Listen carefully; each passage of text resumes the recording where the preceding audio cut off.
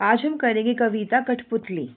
कठपुतली गुस्से से उबली, बोली ये धागे क्यों है मेरे पीछे आगे, इन्हें तोड़ दो, मुझे मेरे पाँव पर छोड़ दो।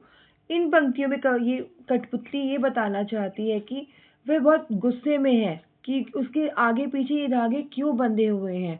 वह इन बंधनों से दूर होना चाहती है, वह इन बंधनों को तोड़ना चाहती है। वह ये कहती है कि ये सभी धागे तोड़ दो और उसे उसके पैरों पर छोड़ दो। वह ये कहती है कि उसे स्वतंत्र छोड़ दो, उसे किसी और के इशारों पर नहीं चलना है।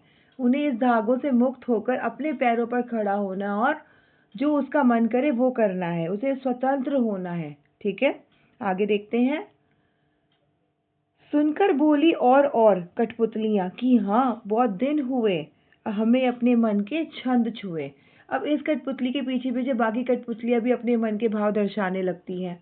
उनके अंदर भी ये जोश आता है कि हाँ अगर ये अपने लिए आवाज़ उठा सकती है तो हम क्यों नहीं। ठीक है, तो उन्हें भी स्वतंत्र होना है।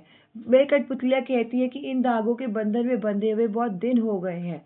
उन्होंने इतने दिनों में अपने मन में खुशी का एहसास तक नहीं किया है, अर्थात न जाने कितने दिनों से स्वतंत्र होकर उन्हें खुशी से कोई काम नहीं, उन्होंने अपनी खुशी से कोई काम नहीं किया है, तो वह भी उस एक कठपुतली की तरह स्वतंत्र होना चाहती हैं। ठीक है,